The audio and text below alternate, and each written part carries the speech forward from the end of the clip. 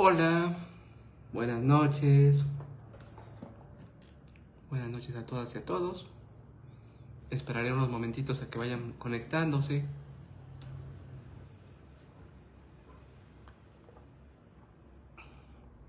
Mientras tanto, para quienes nos vean por retransmisión, estamos aquí ya en la sexta transmisión del ABC Duelo.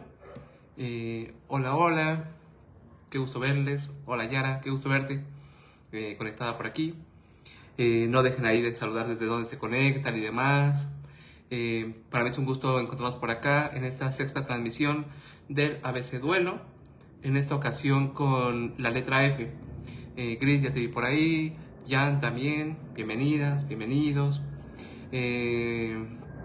Pues como saben, y quienes no lo sepan lo comento de una vez, estas transmisiones del ABC Duelo tienen la finalidad de generar un espacio comunitario donde podemos encontrar y conversar con algunas palabras que hablan sobre pérdidas, duelo, separación, términos, tanatología en general, y la dinámica es como que en cada transmisión vamos compartiendo desde distintas letras, ¿no? Como A, B, en este caso la letra F. Entonces iremos comentando algunas palabras con F que hablan de estas experiencias y estamos conversando por ahí. Fabi desde Pachuca, un abrazote desde Pachuca. ¿Qué tal este calorón, no? Como acá en la Ciudad de México está tremendo, aunque llueve y llueve, no deja de haber calor. Jan desde Toluca, qué gusto. Bienvenidas, bienvenidos. Pues bueno, ya andamos por acá. Hay un montón de comentarios en Facebook. Saludos Yara, un abrazote. Hay un montón de comentarios en Facebook con distintas palabras que comienzan con F, que hablan de pérdidas, duelos, separaciones, tanatología, y que iré tratando de traerlas acá a colación para conversar sobre ellas. Iré como retomándolas. Una de ellas, de mi querida Diana, tiene que ver con la falta, la experiencia de la falta, ¿no? Sobre todo me gustaría justo como abordarla desde un lugar tanatológico, a pesar de que es una experiencia como muy presente en algunos campos del psicoanálisis, pretendo trabajarla desde el lugar tanatológico. Marta dice saludos desde Ecuador también, de Saltillo, me imagino. Maneli, hola. Didier, querido Didier, un abrazote, espero que estés muy bien. ¿Qué onda con la falta, no? Como cómo aparece la experiencia de la falta en el consultorio y en el acompañamiento tanatológico, particularmente en el acompañamiento de personas en duelo. Creo que es imprescindible, ¿no? Como reconocer que si hay una experiencia como muy presente, muy frecuente con respecto a el por qué una persona acude con un tanatólogo, una tanatóloga, tiene que ver con una experiencia de falta, ¿no? De algo falta, alguien falta, ¿no? Hay una frase como muy icónica en la filosofía, ¿no? Que retoma Heidegger, que tiene que ver con eso, porque hay algo en lugar de nada, ¿no? En la tanatología se invierte un poco el asunto, ¿no? ¿Por qué no está lo que estaba antes? ¿Por qué no está quien estaba antes, ¿no? Hay un asunto con la falta, lo cual también es importante como reconocer que tiene que ver con una forma de sensibilidad. Hay una sensibilidad tanatológica en nosotros los seres humanos que tiene que ver con que notamos la ausencia. La ausencia se siente, la ausencia se vive. La falta es una experiencia que se comparte, que se vive, ¿no? Entonces es importante esto porque si con algo trabajamos los tanatólogos, las tanatólogas, es con una experiencia de falta, con la experiencia de eso que no está, pero que antes estaba. Esa persona que no está, pero que antes estaba. El reto en términos existenciales sería cómo vivir con lo que nos falta. ¿Qué hacemos con lo que nos falta, ¿no? Parafraseando a Jean-Paul Sartre, ¿no? Él decía, somos lo que hacemos con lo que hicieron de nosotros. Parafraseándolo en términos tanatológicos, tendría que ver con somos lo que hacemos con las faltas que hay en nuestras vidas, con lo que nos falta en nuestra vida, ¿no? Es todo un reto, porque creo que es una pregunta que transita a lo largo de las sesiones de acompañamiento tanatológico, ¿no? ¿Cómo vivimos a partir de lo que nos falta? ¿Qué hacemos con lo que nos falta? ¿Cómo respondemos a la falta, a la ausencia? Ausencia que, decía hace un momento, es una ausencia sensible, es una ausencia que se siente, que se vive, que se experimenta. Algunos de ustedes saben que el año pasado publiqué un libro que se llama La habitación vacía, ¿no? Que tiene que ver justo con un intento de sensibilizarnos con respecto a la ausencia, ¿no? La ausencia que diría Heidegger es una ausencia presente, la presencia de la ausencia, ¿no? Que es mucho de lo que conversamos en el acompañamiento tanatológico, de le extraño, me hace falta, la vida es distinta sin él, sin ella, cómo vivir a partir de ello. Entonces, es importante como reconocer el lugar tan importante que tiene la falta en el acompañamiento a personas en duelo. Otra de las palabras que ponían por acá en los comentarios, Yasmín Reyes lo puso, que tiene que ver con el fin. Es una palabra que me gusta mucho por muchas cosas. Entre ellas hay un asunto como fonológico ahí, ¿no? Que tiene que ver con la experiencia de pronunciar el fin, ¿no? Son 3 letras que hablan de un montón. Son 3 letras que se sienten mucho. ¿Cómo vivimos el fin? ¿Qué es un fin, no? Hay una definición de la tanatología que entre todas las definiciones de tanatología es de las que más me gustan, de un tanatólogo italiano, Francesco Campione. Él dice que la tanatología tiene que ver con el estudio multidisciplinar, ¿no? De la psicología, de la medicina, de la biología, de la filosofía, etc. Estudios diversos que tienen como un punto en común que tiene que ver con la experiencia del fin. ¿Cómo damos cuenta de un fin? ¿Cómo nos percatamos de un fin, ¿no? ¿En qué momento sabemos que algo está finalizando? Es curioso porque de pronto hay preguntas que aparecen en el acompañamiento a personas en duelo, ¿no? Que tienen que ver con ¿desde cuándo finalizó esto, ¿no? Y es interesante cómo rastreamos ese fin, ¿no? Un fin que se venía dando con anterioridad hasta que aparece, hasta que culmina, ¿no? ¿Qué termina cuando algo termina, ¿no? Alonso, Saúl, qué gusto verte por acá, Diane, Mara, Patricia, un saludo para todas y todos ustedes. El fin, Oli Saúl, el fin genera una ruptura en nuestra historia, ¿no? Un quiebre ahí que genera un antes y un después en nuestra historia. Porque cuando algo finaliza, se terminan también formas narrativas en que describimos nuestra vida, en que describimos nuestra identidad también, los que somos, los que fuimos, ¿no? Es interesante porque de pronto, Luzma, bienvenida, Orbe, saludos desde Tijuana, ¿qué? Ok, desde un lugar lejano, saludotes, abrazos, fin inicio. Hay en un terapeuta, me parece que es chileno, ¿no? Que en una publicación que realizó en Facebook, alguien le comentaba un neologismo ahí, ¿no? Así como lo pone Saúl fin inicio, lo ponían finicio, ¿no? Porque lo interesante con esto es que el fin, los finales, también inauguran inicios. Los finales inauguran comienzos. Algo termina, pero también algo comienza. Ese transitar supone grandes retos. Karina, qué gusto verte por acá. Adri también, bienvenidas. Los finales inauguran comienzos y es un transitar no tan fácil, dice Saúl. Finicio, me gusta, está bien bonita esa palabra, ese neologismo. Porque pasa, ¿no? De pronto hay como comentarios en terapia respecto al... Es que estoy viviendo esta pérdida y la vida continúa. Y me duele que la vida continúe cuando yo estoy no logrando hacerlo en el mismo ritmo que los demás, en el mismo ritmo en el que el mundo sigue avanzando y continuando, ¿no? Es interesante porque el finicio, como decíamos ahí con Saúl, no da tanto chance para ese espacio de restaurar, de instalarnos, de habitar el mundo.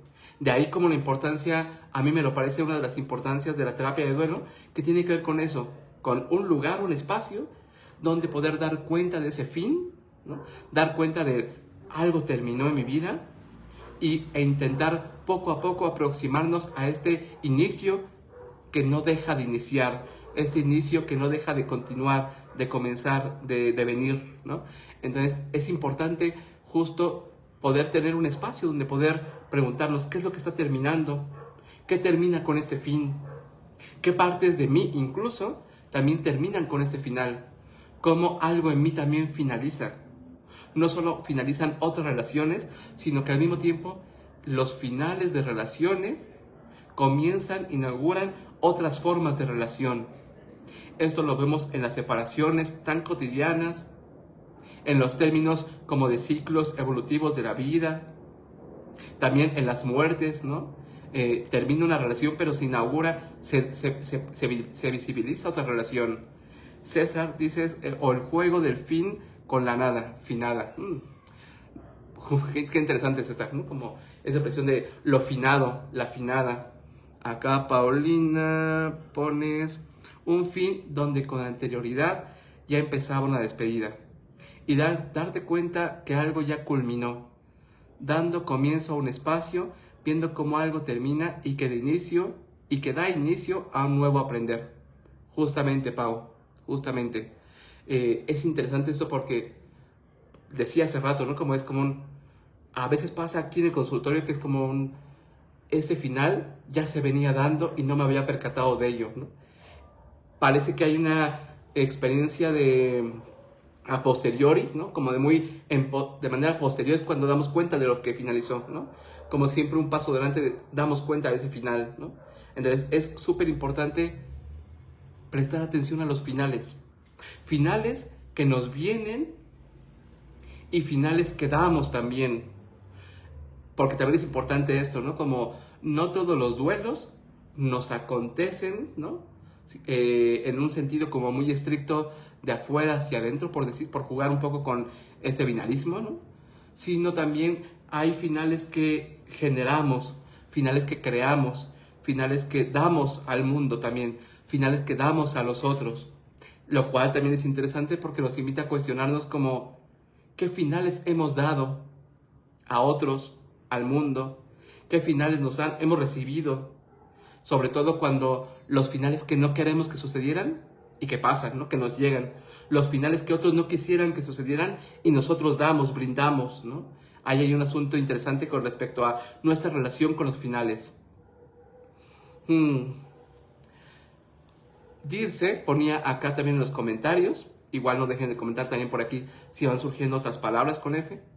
Dirce ponía en los comentarios la palabra de la familia, ¿no? ¿Qué pasa con la familia en la experiencia de duelo, ¿no? Algo que a mí me es bien importante explorar tiene que ver con cómo las experiencias de duelo vividas en familia a veces generan una especie de ilusión, de expectativa respecto al estamos pasando por una pérdida, que si nos ponemos como fenomenológicamente estrictos, ¿no? Habríamos de decir que la familia está viviendo sí una pérdida, pero en realidad distintas pérdidas. Es decir, hipotéticamente, muere el papá, hay una mamá, hay 3 hijos. No es que estén viviendo solo una pérdida, sino que en términos como muy estrictos, la mamá está teniendo una pérdida. El hijo uno está teniendo otra pérdida, la otra hija está teniendo otra pérdida, etcétera, etcétera. Hay distintas pérdidas, en tanto que, a pesar de ser una misma familia, sabemos, la familia es un conjunto de relaciones. En este sentido, hay tantas pérdidas como relaciones, ¿no? No porque una pérdida se suscita en una familia, significa que es la misma pérdida para todos. No todos pierden lo mismo, porque no es lo mismo perder a una pareja que perder a un papá o a una mamá. No es lo mismo perder a un hijo que perder a un hermano, por ejemplo. La experiencia de la pérdida tendrá que ver con el vínculo en específico. A pesar de que sea en una misma familia, entonces esto nos invita a explorar las pérdidas diversas que se suceden dentro de una misma familia, por ejemplo. Mori ponía acá en los comentarios, frenar el tiempo, funerales, futuro incierto, falta de fuerza, el féretro, ¿no? Son palabras interesantes porque fíjense cómo mientras las voy leyendo, también genera experiencias, ¿no? ¿Qué experiencias nos generan estas palabras? Quisiera retomar particularmente algunas de ellas, entre ellas la palabra del funeral, ¿no? ¿Qué es un funeral? ¿Qué funciones? También empieza con F. ¿Qué funciones tiene un funeral, ¿no? A mí me parece importante tenerlo presente y cuestionárnoslo, porque creo que tiene un valor bien importante en dos términos distintos, por lo menos. Uno, en un sentido sociocultural, ¿no? Los funerales obedecen a nuestra cultura. Los funerales son creaciones culturales. Al mismo tiempo que hay una función antropológica en el funeral, ¿no? Como un lugar al cual acudimos, nos reunimos para sentir, para reconocer una pérdida, para reconocer la muerte de alguien, ¿no? ¿Por qué es importante, y me es importante como subrayarlo, el tema del reconocimiento?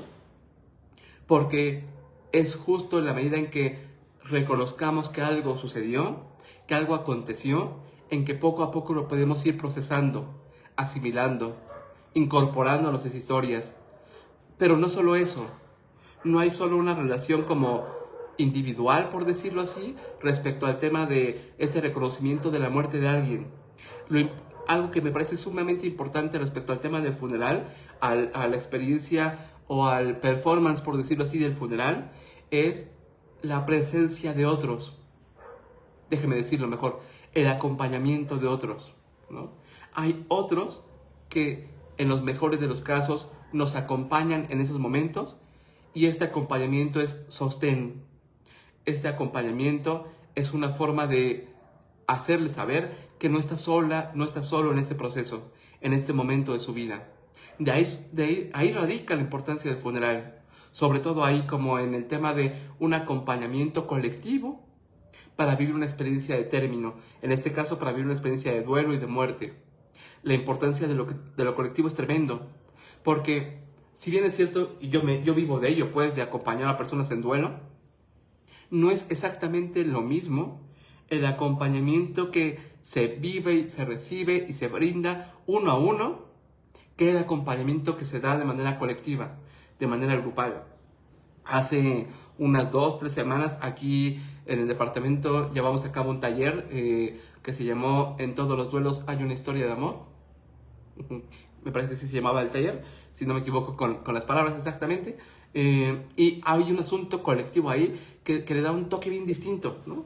Algo que no sucede siempre en la experiencia de terapia uno a uno y que en lo colectivo se da desde un lugar bien distinto, que tiene que ver con el apapacho, la caricia, la escucha, la solidaridad. César nos pone por aquí, en el caso de los funerales pienso en rito y en la otredad donde se empieza a nombrar algo de ese otro fallecido, pero se habla de esas experiencias propias, de lo que queda en la memoria, casi como si el ritual mismo en esa parte repetitiva diera cabida posterior a ese compartir. Es bien chulo lo que nos pones ahí, César, porque en efecto, ¿no? ¿Qué hacemos cuando estamos en un funeral? ¿De qué se habla, ¿no? Además de que no solo se habla, sino también se come, ¿no? Hay un asunto también ahí con respecto a la comida bien interesante. Y es curioso porque poder contar con un espacio sostenido socioculturalmente para poder hablar de la persona que estamos perdiendo, también integra una biografía, también da cuenta de esos distintos vínculos que se tienen y se han tejido con la persona que está ahí, con la persona cuyo cuerpo está ahí, ¿no? Entonces es sumamente importante esto, ¿no? Además de, dejen retomar algo que ponías ahí, César, pienso en, sí, el tema del luto, ¿no? Hay una diferencia entre el duelo y el luto, en donde el luto también tiene que ver con esta representación física y social que se da en torno a la muerte, ¿no? Yo lo he comentado en algún otro espacio, como yo recuerdo como antes era súper frecuente el moño negro en algunas casas, en las puertas de algunas casas, ¿no? Que daban cuenta de aquí sucedió una muerte, ¿no? Había una transmisión social respecto a la muerte, una comunicación sobre la muerte, ¿no? Que es interesante cómo se va desvaneciendo y van apareciendo otras manifestaciones, otras transmisiones de la muerte, otras comunicaciones sociales respecto a la muerte, ¿no? Ahora, por ejemplo, lo podemos ver en redes sociales. Ustedes seguramente saben que hay plataformas como Facebook, en donde cuando alguien muere se le puede configurar ahí de tal manera que aparezca como en memoria de, ¿no? Eso es interesante porque Facebook incluso se torna en un lugar tanatológico, se torna en un espacio tanatológico donde poder reunirnos, compartir y sentir juntos en colectividad, ¿no?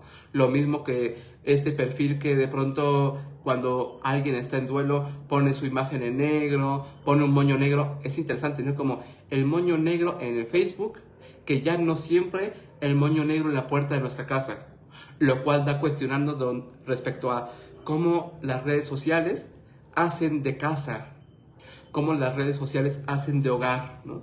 Hay un filósofo italiano, se recuerda su nombre, ahorita viene su nombre. Hay un filósofo italiano que habla justamente de la casa, no como la casa y el hogar, no como propiedad, sino como lugar de identidad, ¿no? Lo cual es súper interesante porque nos lleva a pensar cómo Facebook, como una plataforma, puede hacer de casa, puede hacer de hogar, en tanto que tiene que ver con una experiencia de identidad, experiencia social también, experiencia de vinculante con otros que pueden acompañar desde esos otros lugares, ¿no? Lo vemos ahora también con el tema del acompañamiento terapéutico en línea, ¿no? Algo que estaba como súper cuestionado de pronto respecto al ¿es posible? ¿No es posible? ¿Cuáles son las experiencias que se generan al vivir una experiencia terapéutica en línea, ¿no? A través de una pantalla, ¿qué se logra? ¿Qué no se logra? Indistintamente de los debates como muy frecuentes respecto a ¿es bueno? ¿Es malo? ¿Mejor o peor? Es otra posibilidad con sus propias singularidades, ¿no? Jackie González ponía acá en Facebook las palabras fugaces, fragilidad, felicidad, finitud. Todas palabras que me parecen súper importantes. Porque el duelo, en tanto que el duelo nos muestra lo fugaz de la existencia humana. La pérdida nos muestra lo fugaz del existir, lo transitorios que somos, ¿no? Nos recuerda nuestra condición finita. Ahorita voy para allá. Déjenme leer a Leo. El ritual del funeral incluye reunirnos los vivos en torno a nuestros muertos para hablar de la vida, lo que desde mi visión nos identifica como parte de alguien. Sí. Estar ahí también da para honrar el vínculo, para reconocer el vínculo, para sostener esos vínculos. Se hace una especie de Byung-Chul Han, ese filósofo surcoreano, decía una tanatografía, ¿no? Una biografía a partir también de la muerte, biografías que nacen a partir de la muerte y que biografías que se tejen con otros, junto con otros, ¿no?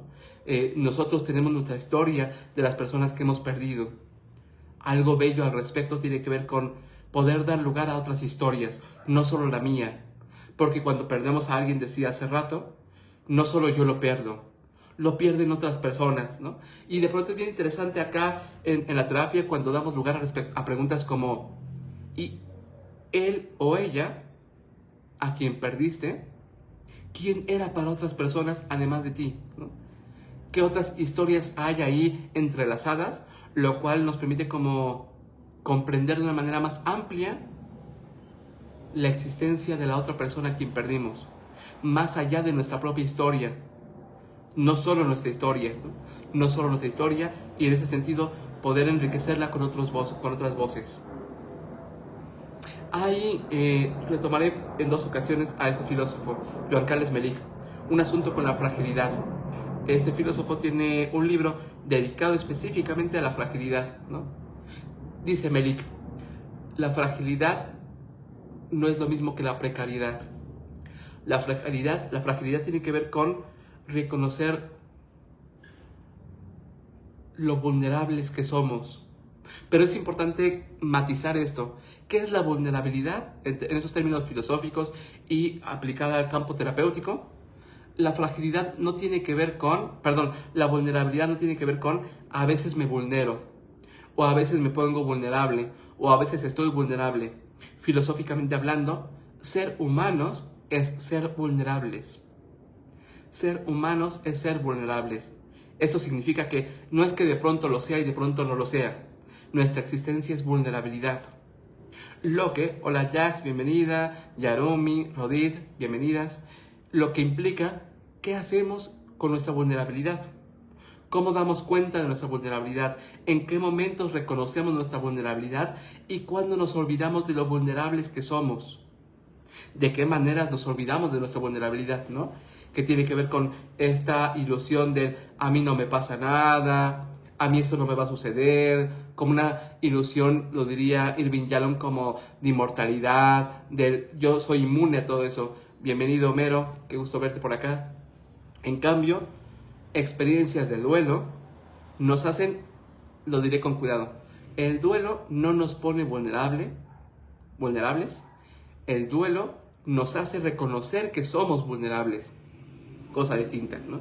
Eso es importante, porque nos invita a cuestionar respecto a cómo asumir nuestra vulnerabilidad humana, de qué modos lo hacemos y de qué modos a veces rechazamos dicha vulnerabilidad. Y la rechazamos cuando nos cuesta trabajo llorar frente a otros, cuando vamos por la vida diciendo, no me pasó nada, ¿no? Yo estoy bien con eso, como una especie de rechazo del yo soy inmune, yo soy infranqueable, a mí no me sucede, ¿no? La vulnerabilidad sale, la vulnerabilidad aparece. Otro tema súper importante tiene que ver con la finitud, ¿no?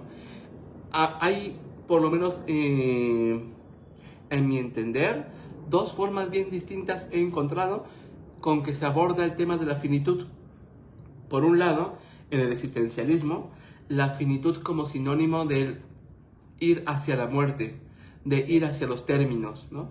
Finitud que tiene que ver con no solo saber que soy mortal, saber que somos mortales, sino finitud también que tiene que ver con reconocer que en la existencia, durante nuestra vida, vamos perdiendo, vamos viviendo términos, ¿no? Como finales decíamos hace rato.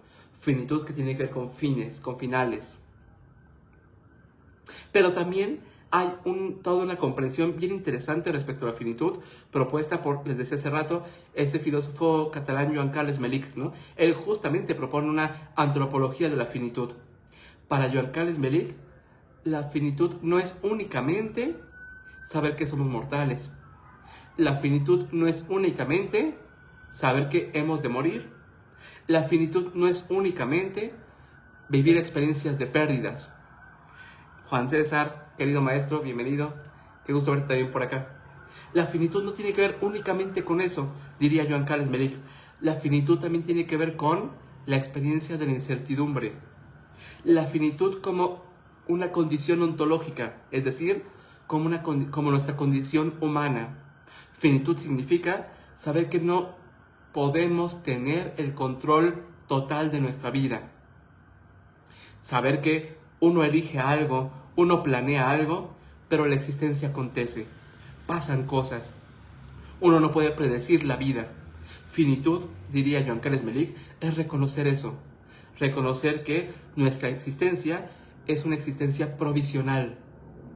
Es una existencia atravesada por la incertidumbre de todo aquello que no podemos saber, ¿no? Lo cual es interesante porque de pronto hay toda una gana humana por querer controlarlo todo, tener todo planeado, tener todo sumamente acomodado, pero la existencia hace de las suyas, ¿no? Uno planea y la existencia genera otros movimientos. Eso implica para este filósofo ser finitos. Ser finitos es reconocer la incertidumbre de nuestra existencia. Jessica ponía el tema de la falta. Jessica Martínez ponía acá en Facebook, el tema de la falta, de la fe, de las fantasías, de la fortaleza, de lo frágil, del futuro. Déjenme quedarme un poquito como subrayar el tema de la fe. Me parece importante. En la terapia existencial, iba a decir en el existencialismo, pero particularmente en la terapia existencial, Sara, bienvenida, Ale, Judith, bienvenidas. En la terapia existencial se ponen ciertos acentos a ciertas dimensiones de la existencia, entre ellas una dimensión de lo espiritual, traducida en algunas personas. Amy Van Dursen, terapeuta existencial, diría una dimensión existencial que tiene que ver con lo espiritual, los valores, el sentido, el sinsentido, la fe, etcétera, etcétera. Esto es importante tenerlo presente porque acompañar a personas en duelo también implica dar lugar a la exploración, es decir, dar lugar a la escucha respecto a qué pasa con la espiritualidad, qué pasa con la fe, cómo una pérdida puede acentuar la fe de alguien, la fe en algo, o bien una pérdida puede romper con la experiencia de fe, ¿no? De pronto es bien común escuchar experiencias de personas que viven situaciones de duelo que me dicen, luego de esto, dejé de creer en tal, dejé de tener fe en esto y en esto. Dania, un saludote, un abrazo, espero que estés muy bien. Lai Portillo, también muchos saludos. Hay una experiencia en que se vincula el duelo con la fe, en donde el duelo puede generar experiencias de fe, el duelo puede poner en duda la fe, el duelo puede acentuar la fe, ampliarla, reducirla, etcétera, etcétera. Dice Karen, saludos, querido profesor, saludotes. Un abrazo también para ti, qué gusto verlo. Te mando un abrazo, Karen. Ahí platicamos por chat, ¿no? Por inbox. También es un gusto para mí verte. Pasa con el tema del duelo, ¿no? El duelo genera resonancias respecto a la fe, ¿no? Que es importante notar, explorar, preguntar, cuestionar, como, ¿qué nos pasa a partir de esto, ¿no? Como, ¿ahora en qué creemos? ¿Cómo creer a partir de esto? ¿Cómo se amplían, se reducen, se cuestionan, se interpelan, se confrontan nuestras experiencias de fe? Eso es súper importante, ¿no? Dar lugar también a ello. Jessica también ponía ahí el futuro que ya ni será, ¿no? El futuro que ya no será. Eso es súper interesante porque ayer justamente leía, seguramente mañana estaré compartiendo esta recomendación bibliográfica, leía un libro que se llama El dolor de los duelos, ¿no? Y en este libro hablaba este autor, español, si no me equivoco, hablaba de los duelos se viven en plural, ¿no? Cuando perdemos algo o alguien, junto con esta pérdida, se generan otras pérdidas, como una especie de ramo de pérdidas, lo cual es interesante porque cuando perdemos a alguien, cuando perdemos algo, también junto con esta pérdida se pierde un futuro posible, un futuro deseado, un futuro a veces co-construido que ya no es, ¿no? Se pierde también lo que no fue, se pierde también lo que no será. Y también es importante dar lugar a eso. ¿Qué futuros ya no serán a partir de esa pérdida? Edith, bienvenida. Snork, un abrazote, espero que estés muy bien, bienvenido. ¿Qué futuros dejan de ser? ¿Qué futuros ya no serán a partir de esta pérdida? También hacemos duelo por lo que no será. No solo por lo que fue y ya no es, sino también por lo que a partir de este ya no es, no podrá ser entonces, ¿no? Es un futuro, es un duelo por el futuro, un duelo por ciertas expectativas, por deseos, por anhelos, por proyectos. Patty nos ponía funeral, fragilidad, familia. Daniel pone una palabra acá que tiene que ver con la fatiga, ¿no? Eso es importante porque creo que lo decíamos en la primera transmisión de este ciclo de ABC Duelo, ¿no? Cómo el duelo también se vive en el cuerpo, ¿no? Y esto es que a mí me importa un montón decirlo cada vez que puedo, ¿no? El duelo no es únicamente, exclusivamente una experiencia mental, ¿no? Una experiencia emocional, un tema de una emoción y ya, ¿no? Sino que el duelo también es una experiencia corporal. El duelo pasa por el cuerpo también. Y un cuerpo en duelo se siente distinto. Un cuerpo en duelo se vive distinto. A veces con pesadez, a veces con dolores, a veces, como pone aquí Daniel, con fatiga, a veces con harto sueño, a veces sin un poder dormir, con insomnio, a veces con una sensación corporal de este cuerpo no lo reconozco, de mirarnos al espejo y no reconocernos, de sabernos y sentirnos y mirarnos otros. Homero pone, se pierden posibilidades. ¿Es así? Sí. Las posibilidades que eran posibles contigo en particular dejan de ser cuando alguien ya no está. Y sabemos, ¿no? Es como bueno, pero consíguete otra pareja, consíguete otro amigo, consíguete otra mascota. O sea, sí, pero no es lo mismo. No es exactamente lo mismo, porque los vínculos no se sustituyen. Podemos generar, participar, co-crear otros vínculos, pero son justamente eso, otros vínculos, nunca el mismo. Hay un asunto de la singularidad que tiene que ver con respecto al duelo. Cuando perdemos a alguien con nombre propio, alguien en singular, alguien que no es cualquiera, alguien que no es un general, ¿no? No es solo un novio, solo un padre, solo un amigo, etc., sino es alguien con nombre propio, y las pérdidas también son singulares. Acá Dania pones, se pierde un futuro que uno había imaginado y ya no podrá ser y causa mucho dolor. La pérdida, la muerte de un futuro, el duelo por un futuro también duele, ¿no? Aun cuando no fue, justo porque no fue, justamente. Edith, fortaleza o fuerza. Por lo regular siempre lo dice ese fuerte. Eso, qué bueno que lo pones, Edith. Aparece un montón, ¿no?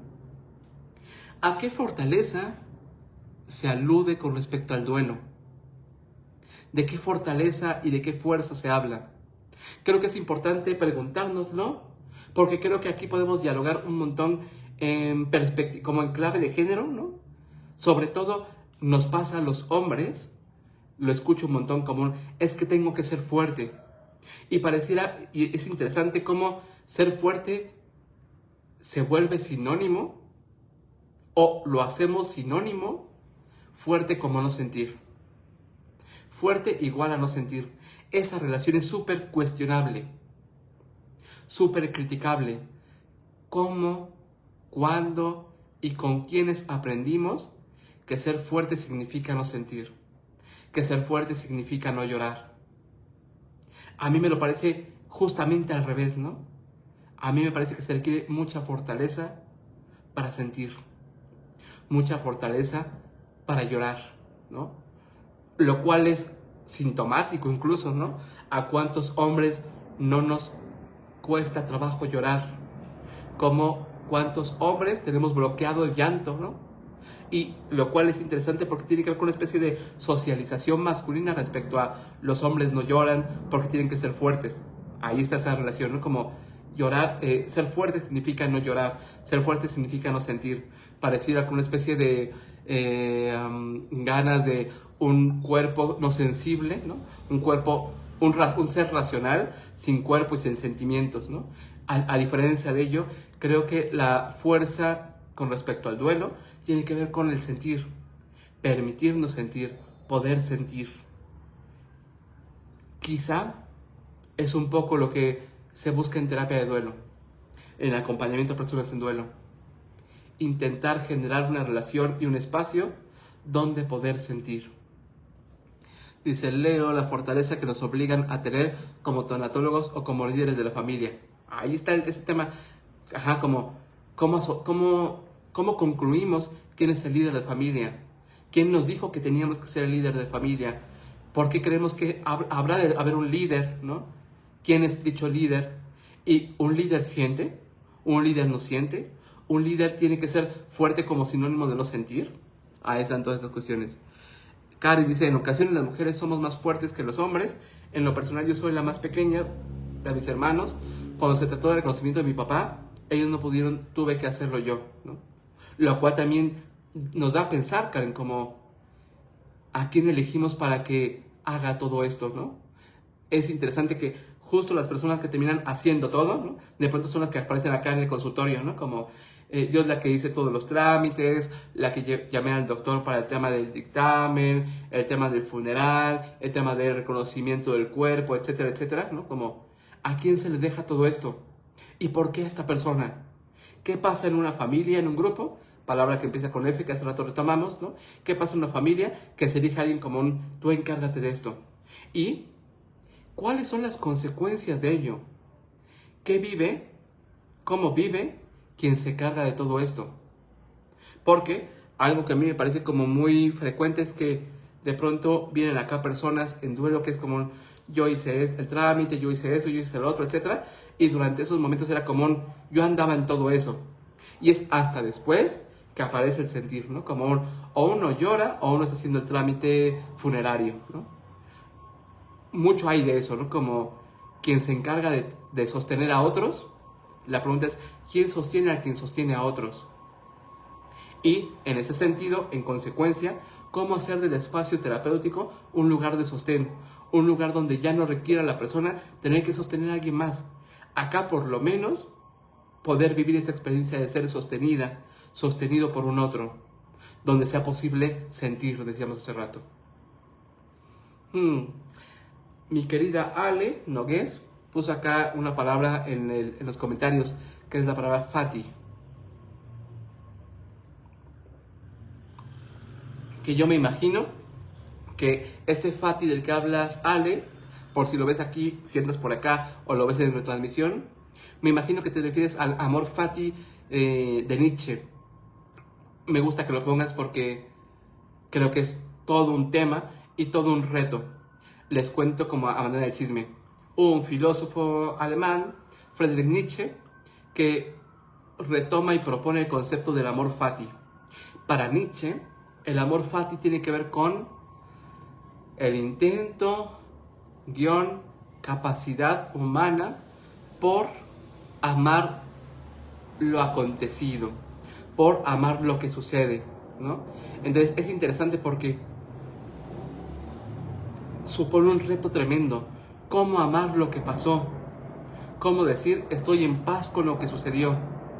Quizá mucho de lo que diríamos respecto a elaborar un duelo, trabajar un duelo, no sé si pudiéramos llevarlo al grado de amor fati de amar lo que sucedió tal como sucedió, pero por lo menos reconocer lo que sucedió, asumir lo que sucedió, dar cuenta de lo que sucedió. A veces, en algunos casos, puede sucederse el amor fati, ¿no? Dan, qué gusto verte por acá, ¿no? Te mando un abrazote. A veces, en los mejores de los casos, se puede dar como un estoy en paz con lo que sucedió. En paz que no significa lo hubiese querido así, lo deseaba así, ni que nos guste así. Estar en armonía con eso que sucedió, lo cual es un reto tremendo, lo cual en ocasiones pasa, pero no siempre pasa. Leo, pones por acá, ahora que lo mencionas, es trágico lo que hacemos los médicos, elegimos al más fuerte para los trámites funerarios, privándolos de vivir el dolor. Genera cosas, ¿no? Asumir a alguien como tú eres el fuerte, tú encárgate de todo eso, genera experiencias subjetivas, ¿no? Como genera subjetividades, experiencias, posibilita y no posibilita, permite unas cosas y no permite otras, ¿no? De ahí que resulta interesante como preguntarnos, ¿en dónde estabas cuando todo esto pasó? ¿Qué lugar ocupaste cuando sucedió esta muerte? ¿Cuál fue tu respuesta, tu función? ¿Cómo estuvieron los otros ante ello? Da cuenta también como una constelación de relaciones ahí que permite ver también cómo se mueve un grupo. ¿Cómo elige uno estar de un lado o no del otro? ¿Qué elige alguien cuando dice yo me encargo de esto? ¿O qué elige otra persona cuando dice yo no pude hacerlo? Como posibilidades de posición y de respuesta ante algo. Sandra Malgar ponía la palabra del fluir. Me gusta que lo ponga porque me recuerda mucho a una paciente, ¿no? En algún momento me decía que ahora, con respecto al duelo que ha venido viviendo, como hubo en ella como unas ganas de permitirse soltarse ante la experiencia, dejar que sucediera la experiencia, ¿no? Y ella hacía una analogía que me pareció muy interesante, ¿no? Me decía, me percaté que soltar a mi hija, en esos términos metafóricos, vivenciales, experienciales, se parece mucho, me decía ella, como en el momento del parto, ella decía, cuando mi hija nació, yo estaba como muy tensa, ¿no? Tan tensa que no permitía su nacimiento, ¿no? Y justo cuando me solté, nació, ¿no? Y me decía ella, es bien curioso cómo ahora cuando me suelto, también la dejo ir, ¿no? La dejo ir con menos dolor, ¿no? Y eso es súper importante y súper interesante porque visibiliza, muestra o ilumina el esfuerzo que hacemos con respecto al duelo. Como en ocasiones nos resistimos, rechazamos tanto el dolor del duelo, que en ocasiones es más nuestro rechazo, es más doloroso el rechazo que el dolor mismo.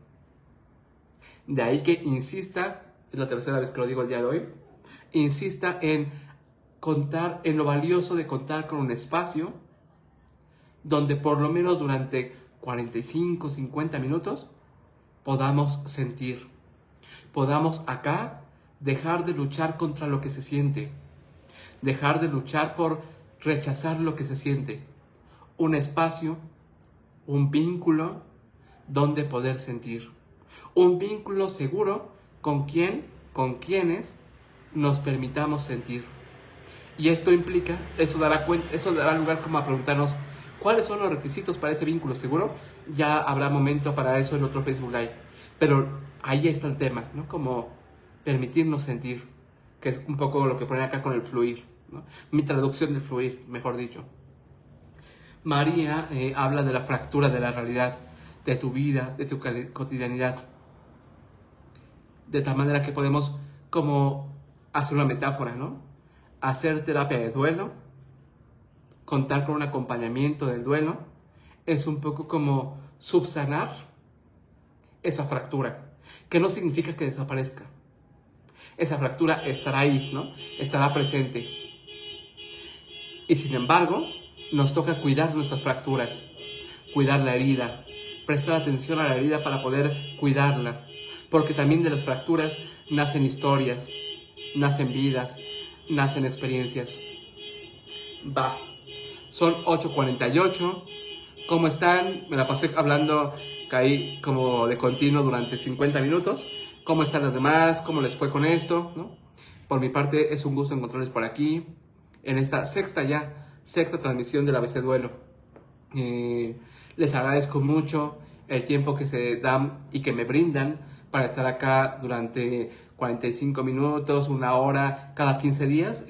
Yo lo agradezco un montón y también que sepan que yo tengo mucha esperanza, ¿no? En que esos como lugares de conversación puedan ser espacios que brinden resonancia a otras personas, ¿no? Que están en terapia o no están en terapia, etc. Ojalá que esto sea de apoyo para resonar, cuestionar, preguntarnos otras cosas. Leo, un abrazo y gracias por facilitarme. Un abrazo para ti, Leo. César, ando pensando en la relación entre fragilidad y fractura. Me pones a pensar tú también, César, ¿no? La vida frágil es quizá también la vida que se fractura, ¿no? Lo frágil se fractura. Karen, muchas gracias a ti por tu tiempo también. Gracias a las 29, 30 personas que andan por acá cada 15 días. Les agradezco un montón. Si esto a ustedes les hace sentido, no duden en compartirlo en sus redes sociales y demás. Para mí es un honor estar acá y poder dialogar con ustedes. Nos veremos en 15 días, que será el día jueves 22 de junio, de igual manera a las 8 de la noche. Estaremos hablando a partir de la letra G, ¿no? A ver qué sale por ahí, ¿no? De pronto me pregunta mi novia, Eva, qué onda con algunas letras y demás, ¿no? ¿Cómo lo voy a hacer ahí, ¿no? Ya pensaremos, ¿no? Ya daremos lugar al gesto creativo, ¿no? A ver qué sale, a ver qué palabras aparecen, qué posibilidades como de diálogo surgen por ahí. Vale, Pues un gusto encontrarlos por acá. Espero que tengan una bonita noche. Espero que la noche vaya refrescando también, ¿no? Es un gusto encontrarnos. Espero que se queden como muy bien. Les mando un abrazote. Que tengan una bonita noche. Y nos vemos dentro de 15 días en la próxima transmisión del ABC Duelo. Cuídense mucho. Karina, muchísimas gracias. Un placer también para mí. Nos vemos pronto en 15 días. Bye bye.